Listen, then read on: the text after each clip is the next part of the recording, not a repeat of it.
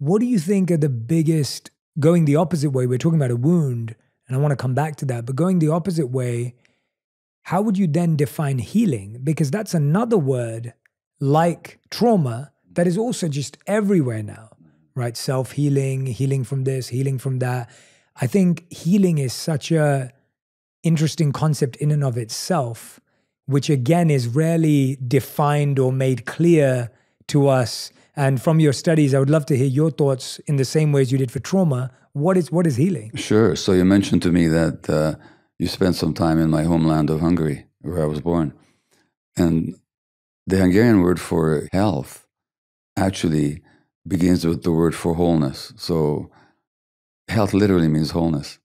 And the English word for healing and health also come from an Anglo-Saxon origin, meaning wholeness.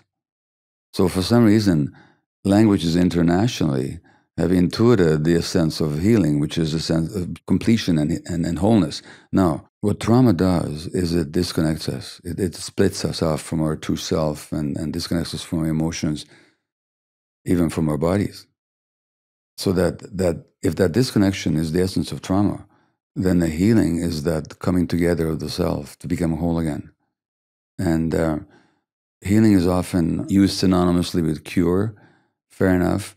But strange enough, in my view, and not just in my view, people can be cured from an illness without becoming whole, without healing.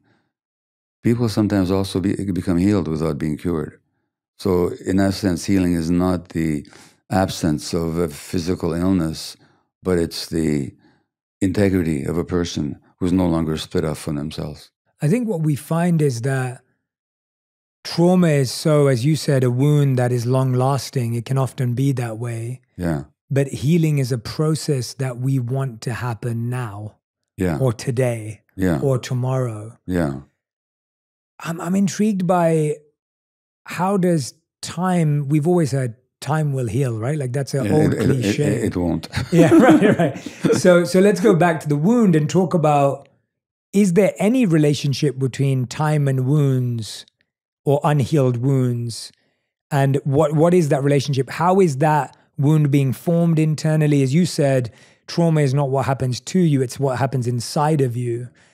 That which is happening inside of you, what is happening with that wound over time when it's left? What happens is that it may lie dormant for a long time, and then something occurs that touches it. It's when we talk about people being triggered, for example. Something touches an unhealed wound inside you, and you react, you've just been wounded for the first time.